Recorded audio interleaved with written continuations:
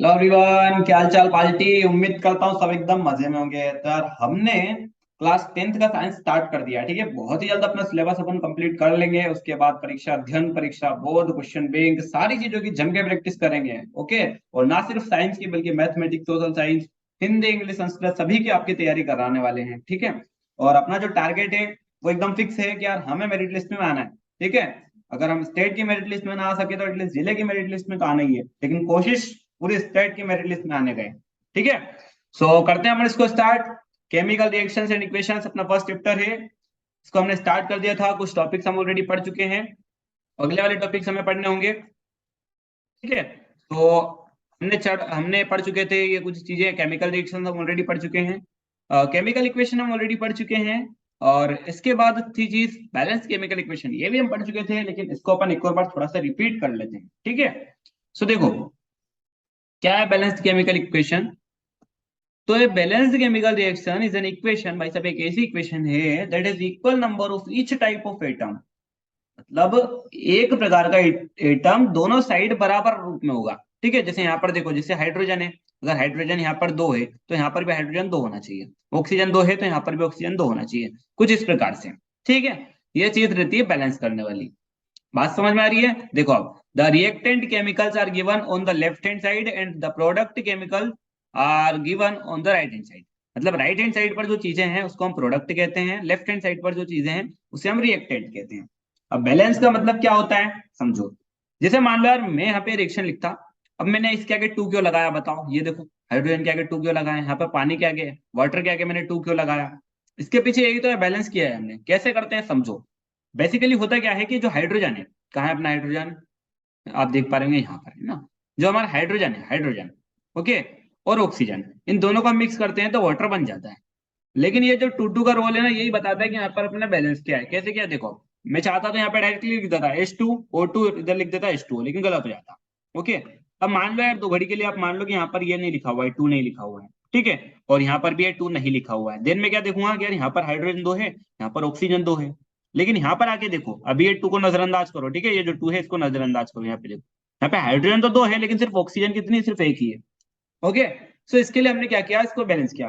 हमने सोचा यार ऑक्सीजन हमें दो करनी है, तो इसके आगे दो का मल्टीप्लाई कर दो। जब हमने आगे दो का मल्टीप्लाई करा तो हमको पता चला कि ऑक्सीजन तो दो हो गई, लेकिन हाइड्रोजन अब चार हो चुके हैं। देखो, H2 था और टू हमने आगे लगा दिया तो हाइड्रोजन चार हो चुके हैं।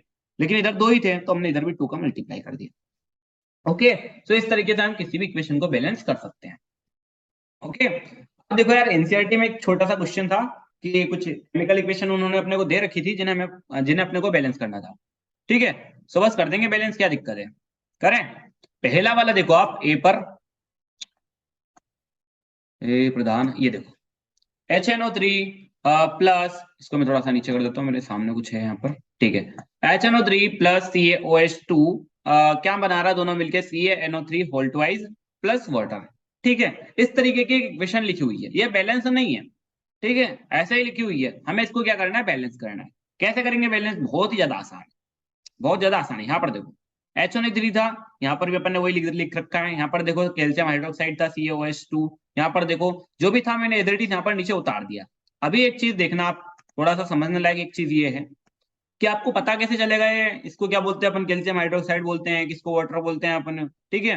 इसके अलावा सोडियम हाइड्रोक्साइड किसे कहते हैं, ये आपको कैसे पता चलेगा। ये चीजें पता चलती है हमको फॉर्मूले से। ठीक है। जो फॉर्मूला लिखा है, जैसे यहाँ पर HNO3 लिखा है, तो मैं उसका भी फॉर्मूला बना सकता हूँ, नाइट्रिक एसिड। ठीक है। मतलब कुछ भी हो, आप उसका फॉर्मूला कैसे बनाओगे, इसके ऊपर मैंने ऑलरेडी वीडियो बना रखा है, तो आपको वो वीडियो देखना होगा। ओके। दो वीडियो से, एक में वैलेंसी समझा रखी है, नेक्स्ट वीडियो में अपने को फॉर्मूले कैसे बनाने हैं वो मैंने आपको बता रखा है। ठीक है ना। सो पहले आप वो वीडियो देख लेना, ताकि आप ये जो चीजें करो तो ये आपको इतनी भारी भरकम ना लगे। क्योंकि यार पहले ही चैप्टर में अपने सामने इक्वेशन आ जाती है, और अगर हमें ये फॉर्मूला बनाना ना आता हो तो ये इक्वेशन एकदम ऐसी लगती है कि यार क्या ही बताएं, एक डेंजरस चीज है ना, एक खतरनाक सी, एक भयानक सी चीज, जिससे सभी बच्चे डरते हैं। तो अगर आपको ये डर को पूरा हटाना है, या जितनी भी चीजें इनका डर अगर हटाना है, तो क्या करना होगा, पहले फॉर्मूला बनाने सीखने होंगे। ठीक है। तो मैंने बता रखा है प्रीवियस वीडियो में, आप देखना इसी प्लेलिस्ट में, आपको पता चल जाएगा वहां पर किस तरीके से अपन फॉर्मूला बनाते हैं। मात्र 8 से 9 मिनट का वीडियो होगा वो, पर आपकी पूरी पिक्चर क्लियर हो जाएगी वहां पर। ठीक है। सो देखो, आप करते हैं हम इसको स्टार्ट। HNO3 था, ये लिख दिया मैंने CaOH होल ट्वाइस लिख रखा है, CaNO3 होल ट्वाइस ये भी लिख दिया, H2O भी लिख दिया। होल ट्वाइस कुछ भी नहीं, मतलब ये देखो ब्रैकेट के बाहर 2 लिखा है तो मैंने बोल दिया होल और ट्वाइस, ठीक है बस। नहीं तो कई सारे बच्चे सोचते रहते हैं कि यार होल ट्वाइस क्या है। ठीक, देखो HNO3 लिखा था, ये तो मैंने लिख दिया ना, इसको अपन ने रिपीट भी कर दिया, 2-3 बार हो चुका है, ऐसा लिख दिया। बात आती है इसको बैलेंस करने की। अब आप यहाँ पर देखो H 1 बार है, ठीक है, और यहाँ पर कितनी बार है, 2 बार, मतलब 2 और 1 कितने हो गए, 3। यहाँ पर देखो 2 का मल्टीप्लाई है ना, है, तो 2 और 1 3 कितने हो गए, 3 हो चुके हैं। 2 और 1 3 हो चुके हैं। इस साइड आओ तुम, यहाँ पर देखो हाइड्रोजन कितनी बार है, बस 2 ही बार है। कितनी बार है, 2 बार है। तो मैंने क्या करा, मैंने कहा यार यहाँ पे तो 3 बार हो रहा है इस साइड, और इस साइड 2 ही बार है, तो मैंने सोचा यार 2 का मल्टीप्लाई कर देता हूँ। जैसे ही मैंने 2 का मल्टीप्लाई किया, इमीडिएटली ये कितना हो गया, 4 हो गया। मैंने देखा यार इधर तो 3 ही था, तो इधर देखो इधर तो 2 है और इधर 1 था, तो इसके बाहर भी मैंने 2 का मल्टीप्लाई कर दिया, तो देखो 2 और 2 कितने हो गए, टोटल 4। चलो हाइड्रोजन की पिक्चर सॉल्व हो चुकी है। अब देखते हैं कुछ और भी बचा है क्या। आ जाओ, आ जाओ। एन फॉर नाइट्रोजन, नाइट्रोजन का देख लेते हैं अपन। नाइट्रोजन कितना हो रहा है अपने पास, देखो 2 का मल्टीप्लाई कर दिया है अपन ने, तो 2 नाइट्रोजन हो चुके हैं। ठीक है, इस साइड आओ, इस साइड कितने हैं, 2 का मल्टीप्लाई हो रहा है बाहर से। यहाँ पर ये मत देखना 3 है, 3 तो O के पास है। ठीक है, एन के पास तो कुछ भी नहीं है, ये बाहर लगा हुआ है, 2 का मल्टीप्लाई अपन देखेंगे। एन कितने हैं, 2 है। ठीक है भाई सब, इसकी भी प्रॉब्लम सोल्व हो चुकी है। ऑक्सीजन पर आओ भाई साहब, 2 3 6, देखो 3 तो यहाँ पर है और 2 अपन ने ये बाहर लिख रखा था, तो 2 3 6 हो चुका है। ठीक, ऑक्सीजन कितने हो गए यहाँ पर, 6। और यहाँ पर देखो 2 का मल्टीप्लाई ऑक्सीजन में करोगे तो 6 और 2 कितने हो गए, 8 हो गए। देखते हैं इधर 8 है क्या, इधर 8 है तो कोई दिक्कत नहीं है। देख लो अब इधर ऑक्सीजन 2 का मल्टीप्लाई करोगे तो 2, और यहाँ पे फिर मल्टीप्लाई कर दो, 2 का 3 में 6, 6 और 2 8। तो मतलब यार कहने का मतलब है कि इस बार तो अपनी प्रॉब्लम सोल्व हो चुकी है। यहाँ पर देखो कैल्शियम Ca 1 टाइम है, यहाँ पे भी 1 टाइम है, यानी कि अब ये जो इक्वेशन है अपनी पूरी बैलेंस हो चुकी है। ठीक है, करेक्ट। चलो बी वाला देखते हैं। ए ने कितनी बार है, इधर देखो ऊपर आप, यहाँ पे देखो ए ने कितनी बार है, 1 बार। यहाँ पर कितनी बार है, 2 बार है, यानी कि नाइंसाफी हो रही है इसके साथ। तो हमने क्या करा, 2 का मल्टीप्लाई कर दिया, तो ये भी 2 बार हो गया। ठीक है, ठीक है, 2 का मल्टीप्लाई कर दिया आपने। अब देखो आगे, 2 का मल्टीप्लाई करने के बाद हाँ एन का हो गया काम। ऑक्सीजन को देखो, वो कितनी बार है, 2 का मल्टीप्लाई कर दिया तो कितनी बार हो चुका है, 2 बार बन चुका है वो। ठीक है, और यहाँ पर कितना है, 4, 2 और 4 कितने हो गए, 6। इधर देखो, इधर क्या है, 4। अभी ये 2 अपन ने बाद में लगाया, ठीक है, इस पे ध्यान मत दो। और यहाँ पे 4 और 1 5, 5 ही हो रहा था। तो अपन ने कहा अभी इसको रहने तो थोड़ी देर अपन आगे चलते हैं, फिर उसके बाद में इस पे आएंगे। हाइड्रोजन पर आ गए अपन, 2 का, यहाँ पर देखो 2 हाइड्रोजन हो चुके हैं, और यहाँ पर 2, 2 और 2 कितने हो गए, 4।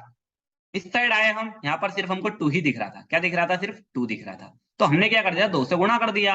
देखो सामने, तो कितना हो गया, ये भी 4 हो गया। हाइड्रोजन के साथ इंसाफ, इंसाफ मतलब हाइड्रोजन को भी इंसाफ मिल चुका है।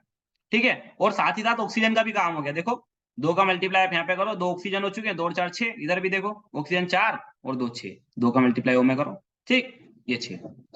ओके, सल्फर देख लो भाई साहब, एस एक बार था, एस एक बार यहाँ पर भी है। ठीक है ना। तीसरा देखो NaCl, सोडियम क्लोराइड, नमक जिसे हम कहते हैं, प्लस AgNO3, ठीक है, प्लस सॉरी रिएक्ट करके क्या बना रहे हैं, AgCl, ठीक है, ये बना लिया भाई साहब, और NaNO3 बना लिया। ठीक है, ये देखो इतना हो चुका है। अब देखो तुम, इसको वो बोल रहे बैलेंस करो, तो हमने सोचा, अब आप सोच रहे होंगे कि यार ये बैलेंस तो कर ही नहीं, ऐसा कैसे ही लिख दिया। लेकिन पहले देखना भी तो पड़ता है कि बैलेंस है भी कि नहीं। अगर पहले से ही बैलेंस है तो फिर क्या बैलेंस करेंगे उसको, ठीक है, अलवा करेंगे क्या। देखो इधर एन है, 1 टाइम था, इधर भी 1 टाइम है। Cl 1 टाइम था, इधर भी 1 टाइम है। Ag 1 टाइम था, इधर भी 1 टाइम है। NO3, मतलब एन को देखो पहले तो आप, एन इधर भी 1 है। O3 ठीक है भाई, सब कोई दिक्कत ही नहीं, ऑलरेडी बैलेंस है तो ऐसे ही लिख दो। ओके, अगला देखो बेरियम क्लोराइड BaCl2, ये लिख दिया हमने, प्लस H2SO4 ये भी लिख दिया। क्या बना रहे रिएक्ट करके, बेरियम सल्फेट ये बना दिया, HCl बना दिया, ये लो, ठीक है, लिख दिया अपन ने एज इट इज। ये जो 2 है ना, ये बैलेंस करने के बाद आया, देखना अभी कैसे हुआ।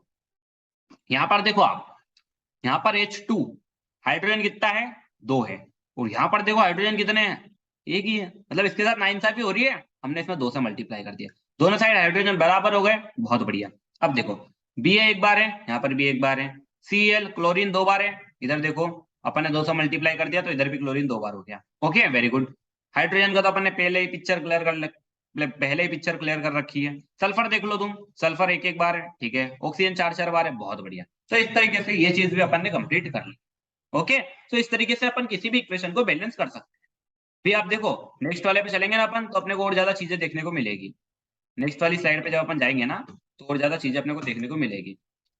नेक्स्ट वाली स्लाइड आ जा, कंप्यूटर में आता है, ठीक है, ये देखो, right the balanced chemical equations for the following reactions. देखो यहाँ पे डायरेक्टली लिख रखा है कैल्शियम हाइड्रोक्साइड, मतलब CaOH2 और कार्बन डाइऑक्साइड की रिएक्शन करानी है आपको, बनाना है कैल्शियम कार्बोनेट और वाटर। जो भी इक्वेशन है उसको बैलेंस भी करना है, ये आपके लिए होमवर्क है, ठीक है। अभी आपको इससे पहले पता है क्या करना पड़ेगा, फॉर्मूला बनाने का वीडियो देखना पड़ेगा। अगर आपको आता है तो आप डायरेक्टली कर सकते हो, नहीं आता है तो पहले वीडियो देख लेना और फॉर्मूले बनाना सीख लेना, उसके बाद ये चीज कर लेना तुम, ठीक है ना। ओके, पढ़ाई में कोई भी मक्कारी नहीं चलेगी जनाब, अच्छे से पढ़ाई करना एकदम मजे से, ठीक है। चलो आगे जाते हैं अब हम लोग। तुम पढ़ेंगे types of chemical reaction. Chemical reaction अपन ने पढ़ लिया ना, केमिकल इक्वेशन पढ़ लिया है, बैलेंस केमिकल रिएक्शन पढ़ ली है। अब अपने को पढ़ना है टाइप्स ऑफ केमिकल रिएक्शंस, कितने प्रकार की होती है भाई साहब। तो ये कोई वो हिंदी की चीजें हैं नहीं जिन्हें अपने बात करना पड़ेगा कि इसके कितने भेद होते हैं, समास कितने, मतलब कुछ नहीं, ऐसा कुछ नहीं पढ़ना अपना, ठीक है। आराम से अच्छे अच्छे टॉपिक से, मजेदार टॉपिक से आपको मजा आएगा कि यार इसके अंदर तो कुछ है ही नहीं, एकदम हलवा है ना, ऐसा लगेगा आपको। करें अपन इसकी तैयारी। देखो, कॉम्बिनेशन रिएक्शन पहले पढ़ेंगे अपन, कॉम्बिनेशन रिएक्शन। तो देखो, in a combination reaction two और more substances combine to form a new single substance. कुछ लग रहा है इसमें कि यार बहुत भारी भरकम चीज है, मेरे को तो ऐसा कुछ भी नहीं लग रहा। कॉम्बिनेशन रिएक्शन कहने का मतलब क्या है कि यहाँ पर क्या होता है, दो या दो से अधिक सब्सटेंस मिलते हैं और एक सिंगल सब्सटेंस बनाते हैं, नया सब्सटेंस बनाएंगे एक सिंगल सा। बात समझ में आ गई। अरे यार आप चाय पत्ती ले लो, दूध ले लो, ये सब मतलब डाल दो, कई सारे सब्सटेंस डाल दो, निकाल लो चाय, है कि नहीं। क्या बन गया, ये अपना नया सब्सटेंस बन गया, सिंगल, है कि नहीं। आपने क्या करा, चाय पत्ती ली, शक्कर लिया, दूध लिया, पानी लिया, ए टू जेड, अदरक पुदीना जो भी लिया, ठीक है। और उसके बाद में आपने आखिरी में क्या निकाल लिया, चाय निकाल लिया।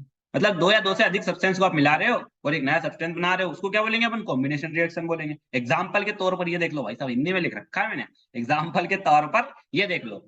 हाइड्रोजन है, ऑक्सीजन है, दोनों को मिला दो, पानी बन गया, है कि नहीं। 2H2 प्लस O2, 2H2O बन गया। बहुत बढ़िया, बात समझ में आ गई। देखो दो दो चीज मिली, नई चीज बन गया, ठीक है। हाइड्रोजन मिलाया अपन ने ऑक्सीजन में, हाइड्रोजन को मिलाया ऑक्सीजन में और निकाल लिया अपन ने पानी। ओके, इस तरीके से अपनी कॉम्बिनेशन रिएक्शन कंप्लीट हो जाती है। डिकम्पोजिशन रिएक्शन देखो, अरे इसकी जस्ट उल्टी है डिकम्पोजिशन। कॉम्बिनेशन था ना, उसकी जस्ट उल्टी है डिकम्पोजिशन, ऐसा मैंने यहाँ पे लिख भी रखा है। Decomposition reactions are opposite to combination reaction. Decomposition reactions are opposite to combination reactions. इन्हें डिकम्पोजिशन रिएक्शन देख लो भाई साहब। डिकम्पोजिशन रिएक्शन में क्या होता है, एक सिंगल सब्सटेंस रहता है, क्या रहता है, सिर्फ एक सिंगल सब्सटेंस रहता है जिसको हम डिकम्पोज करते हैं और हमको दो से दो, मतलब दो या दो से अधिक सब्सटेंस मिल जाते हैं, ठीक है। क्या था आपके पास, एक सिंगल सब्सटेंस था जिसको आपने डिकम्पोज किया अलग अलग सब्सटेंसेस के अंदर, ठीक है। चीजें क्लियर हो रही है। यहाँ पर देखो यार, दो या दो से अधिक मिले और एक नया बना लिया। डिकम्पोजिशन में क्या है, ऑलरेडी नया है, वो अलग अलग चीजों में डिकम्पोज हो गए। फॉर एग्जाम्पल जब आप खाना खाते हो, ठीक है, तो अलग अलग पार्ट्स में वो डिकम्पोज हो जाता है। कभी ग्लूकोज मिलता है, कहीं से एनर्जी मिलती, कहीं से फैट मिलती, कहाँ से क्या क्या चीजें मिलती, इस तरीके से अलग अलग पार्ट्स में वो डिकम्पोज हो जाता है, ठीक है। क्लियर हो गया आपको। अब देखो एग्जाम्पल के तौर पर आ जाओ, यहाँ पर देखो भाई साहब, CaCO3 कैल्शियम कार्बोनेट कि कौन से स्टेट में, सॉलिड स्टेट में। अब ये जो हमने यहाँ पे ट्रायंगल बना रखा है, इसका क्या मतलब है, इसका मतलब है कि मैं इसको हीट कर रहा हूँ, क्या कर रहा हूँ, गर्म कर रहा हूँ। अब यहाँ पे मेरे को लिखने के लिए मिल नहीं रहा था हीट वगैरह, तो मैंने इस तरीके का साइन बना दिया। बहुत ज्यादा प्रचलित है ये इसी मामले में, ठीक है। ट्रायंगल से अपन हीट को शो करते हैं, आप 12th क्लास में आओगे तो आप इसका बहुत ज्यादा यूज करोगे, ठीक है। ClCO3 कैल्शियम कार्बोनेट है, इसको हमने हीट किया तो हमको क्या मिला, कैल्शियम ऑक्साइड मिल गया सॉलिड स्टेट में, और कार्बन डाइऑक्साइड गैसियस स्टेट में मिला, जो कि बाद में उड़ गया, है कि नहीं, गैस है तो उड़ जाएगी साली। तो अपने को मिल तो गए ना दो दो प्रोडक्ट्स, देखो आप, है कि नहीं। यहाँ पर अपने पास कैल्शियम कार्बोनेट था, हमने हीट किया और वो अलग अलग सब्सटेंस में डिकम्पोज हो गया। क्लियर हो रही चीज। यहाँ पर देखो, दो या दो से अधिक मिले और एक नया बना लिया। यहाँ पर क्या हो रहा है, एक ऑलरेडी बना हुआ है, वो अलग अलग डिवाइड हो गया, है ना, अलग अलग सब्सटेंस में डिवाइड हो गया। चीजें क्लियर हो गई, इसको बोलेंगे डिकम्पोजिशन रिएक्शन। बात समझ में आ गई ना, ठीक है। बाकी ऐसा अपना नजरिया मत बनाओ, माइंडसेट मत बनाओ कि यार ये पहला चैप्टर बहुत टफ है। अगर आप सोचोगे कि हाँ यार आसान है, तो आपके लिए और ज्यादा आसान हो जाएगा, ठीक है ना। आगे जाए हम लोग, ठीक है। कोई दिक्कत तो नहीं, किसी को किसी भी दिक्कत हो तो कमेंट बॉक्स में बता देना, या फिर आप डायरेक्टली अपने को ना मैसेज कर देना। नंबर तो हो गई सही आपके पास, व्हाट्सएप पर मैसेज कर दीजिएगा। एक दो थर्मिक रिएक्शन पढ़ेंगे अब अपन। हमने पढ़ ली combination reaction, decomposition reaction. Exothermic reaction एक ऐसी रिएक्शन है जिसको पढ़ के सबको मजा आ जाता है भाई साहब, इतना ज्यादा मजा आता है कि पूछो मत। रिएक्शंस इन विच हीट और एनर्जी इज गिवन आउट। यार मजा कब आता है पता है, जब अपने को चीजें आसान लगती है। वो चीजें मैंने एकदम ऑलरेडी आपके लिए आसान बना रखी है, जहां पर इमेजेस लगी वहां पर उस तरीके की इमेजेस लगा रखी है। बहुत हद तक जितने ज्यादा रियल टाइम एग्जांपल दे सकता हूँ उतने रियल टाइम एग्जांपल देने की कोशिश भी करूंगा। ठीक है, सो मजा आएगा पढ़ने में। और अपन वही 99 100 का टारगेट लेकर चलो, भयंकर छोटे मोटे टारगेट देखने ही नहीं है। Reactions in which heat or energy is given out along with the products are called exothermic reaction। कौन सी रिएक्शन, किसको अपन एक्सोथर्मिक बोलेंगे? ऐसी रिएक्शन यार जब अपन रिएक्शन कर रहे हो, ठीक है, जब अपन रिएक्शन कर रहे हो और अपने को हीट या एनर्जी मिल जाए, ठीक है, हीट या एनर्जी मिल जाए अपनी रिएक्शन कंप्लीट होने पर, तो उसको हम कहते हैं एक्सोथर्मिक रिएक्शन। बात समझ में आ गई? एग्जाम्पल के तौर पे देखो आप यहाँ पर कैल्शियम ऑक्साइड था, उसमें हमने पानी मिलाया तो हमको कैल्शियम हाइड्रोक्साइड मिल गया, साथ ही साथ बहुत ज्यादा हीट मिली। क्या मिली? हीट। बहुत ज्यादा गर्म टेम्परेचर था वहां पर। ओके, हमने ऐसा कुछ उसके अंदर गर्म चीज नहीं डाली, हमने क्या करा, कैल्शियम ऑक्साइड लिया, उसमें पानी डाल दिया, तो हमको बहुत ज्यादा हीट मिली वहां पर। ठीक है, क्या हुआ, अपने को यहाँ पर गिफ्ट मिल गया हीट। तो जब भी आपको गिफ्ट मिल जाए हीट, तो आप समझ लेना ये क्या, एक्सोथर्मिक रिएक्शन। एक और तगड़ा एग्जांपल दूं, इसको पता है आपको क्या बोलते हैं? ये सोडियम मेटल, ये बहुत ज्यादा रिएक्टिव होती है। अगर आपने यूट्यूब पे कोई से वीडियो देखे हो एक्सपेरिमेंट चैनल वालों के, तो उन्होंने एक्सपेरिमेंट भी किया है। वो क्या करते हैं, इसको पानी में डाल देते हैं और वो फूट जाता है। ठीक है, एक्सप्लोजन होता है हाईली। तो देखो जब एक्सप्लोजन होता है तो क्या हम कह सकते हैं कि यार ये जो सोडियम है ये गया पानी में, और पानी के साथ रिएक्शन करी, और प्रोडक्ट में क्या मिल गया, अपने को हीट मिला। ठीक है, और भी प्रोडक्ट्स मिलते हैं, उसकी मैंने बात नहीं कर रहा हूँ, बस मैं तो खास करके यहाँ पे बात कर रहा हूँ हीट की। देखो इतनी तगड़ी हीट मिलती है इसको अपन पानी में डालते हैं तो। ठीक है, इतना भयंकर तरीके से यहाँ पे ब्लास्ट होता है, उसकी वजह से काफी ज्यादा यहाँ पे टेम्परेचर बढ़ जाता है, हीट मिलती है, साथ ही साथ साउंड भी तो मिलता है। अब भाई साहब फूटेगा तो आवाज आएगी, तो साउंड भी क्या एक एनर्जी का सोर्स है ना। हीट या एनर्जी जब भी प्रोड्यूस हो जाए अपनी जैसे रिएक्शन कंप्लीट होती है वैसे ही, तो आप समझ लेना ये क्या है, एक्सोथर्मिक रिएक्शन।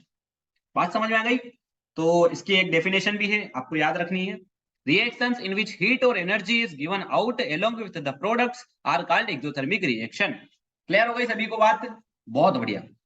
ठीक है, ये आपके मन में एक बढ़िया सा एग्जांपल भी मैंने फिट कर दिया है कि यार जब अपन सोडियम को डालते हैं पानी के अंदर तो बहुत भयंकर तरीके से ब्लास्ट होता है, उस वजह से टेम्परेचर तो बढ़ता है ही, लेकिन एक साउंड भी निकलता है तगड़ा सा। ठीक है, सो ये क्या है, एक्सोथर्मिक रिएक्शन है। बात समझ में आ गई?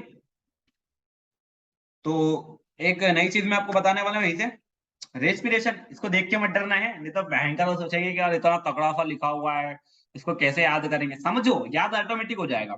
है, ऐसे एक ही लाइन को 4 5 बार रटने से कोई मतलब नहीं निकलता, समझो, समझने का खेल है। Respiration is an exothermic process. कैसे कह रहा हूँ, रेस्पिरेशन का मतलब तो पता है ना आपको, क्या होता है रेस्पिरेशन? अरे वही अपने सांस लेने की प्रक्रिया, श्वसन।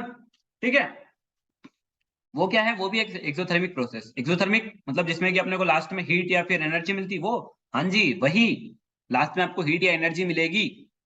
कैसे, चलो समझते हैं। अभी देखो इसको देख के मत डरो यार, है ना, बस मेरे साथ मेरे ऊपर थोड़ा विश्वास करो और चलते बनो आगे। वी ऑल नो देट, जैसा कि हम सभी जानते हैं, we need energy to stay alive. हमें जीवित रहने के लिए एनर्जी की आवश्यकता होती है। पता है, आपको भी पता है, आपके पापा को पता है, आपके साइड वाले कुत्ते को पता है, सबको पता है। ठीक है, so we all know that we need energy to stay alive. कुत्ते को पता नहीं हो, कोई भरोसा नहीं भैया ना, 100% श्योरिटी नहीं ले रहा हूं मैं। आगे बढ़ो। We get this energy from the food we eat. हमको एनर्जी कहाँ से मिलती है? वहीं से, जो अपन जो खाना खाते हैं उसी की वजह से अपने को एनर्जी मिलती है। ठीक है, अब देखो यूं ही आप देख कर डर जाते तो आपको बहुत भारी भरकम लगता है, लेकिन देखो समझने में कितना मस्त लग रहा है। क्या हमको पता है कि हमको जीवित रहने के लिए एनर्जी की आवश्यकता होती है, और ये एनर्जी हमें खाने से मिलती है, भोजन से मिलती है। तो ड्यूरिंग डाइजेशन जब भी अपनी पाचन क्रिया चलती है, तो जो हमारा भोजन है, food is broken down into simpler substances. तो भाई साहब जो हमारा भोजन रहता है वो छोटे छोटे सिंपल सब्सटेंसेस के अंदर डिवाइड हो जाते हैं। ठीक है, फॉर एग्जाम्पल, एग्जाम्पल के तौर पर आप देखो, rice, potatoes and bread contain carbohydrates, है ना। जैसे कि चावल हो गए, आलू हो गए, है ना, ब्रेड वगैरह, इनके अंदर क्या होता है, कार्बोहाइड्रेट। और ये जो कार्बोहाइड्रेट होता है ये ब्रेक डाउन हो जाता है ग्लूकोज के अंदर। किसके अंदर? ग्लूकोज के अंदर। तो अब देखो, अब ये जो ग्लूकोज है, हम क्या करते हैं, ऑक्सीजन खींचते हैं, है ना। ड्यूरिंग रेस्पिरेशन हम क्या करते हैं, ऑक्सीजन लेते हैं ना, ग्रहण करते हैं ऑक्सीजन। तो दिस ये जो ग्लूकोज होता है, ये ऑक्सीजन के साथ रिएक्शन कर लेता है अपनी सेल्स के अंदर। समझ रहे हो? अरे भाई साहब ग्लूकोज है अपने अंदर, बाहर से अपन ने ऑक्सीजन खींची और वो मजा उठा रहा है उधर, उसने रिएक्शन कर लिया उसके साथ हमारी सेल्स में। और क्या करता है, एनर्जी प्रोवाइड करता है। जैसे कि आपको पता ही होगा ना, क्या हम खाना खाते हैं तो हमको एनर्जी मिलती है, क्या कर रहा है, एनर्जी प्रोवाइड कर रहा है।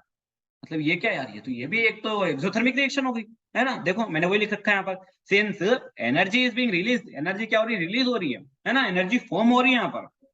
इस प्रोसेस के अंदर। इसलिए भाई साहब है answer, this is an exothermic reaction. इसलिए ये क्या है, एक्सोथर्मिक रिएक्शन है।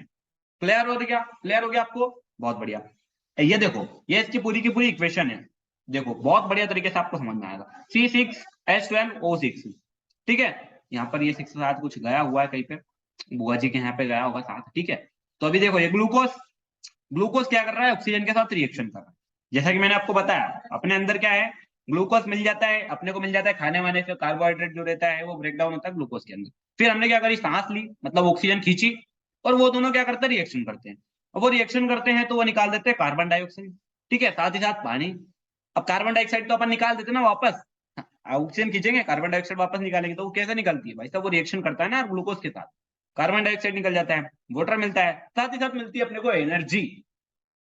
बात समझ में आ गई, एनर्जी, एनर्जी मिल रही है, एनर्जी रिलीज हो रही है, इसका मतलब क्या है, हीट या एनर्जी रिलीज हो तो ये क्या है, एक्सोथर्मिक रिएक्शन।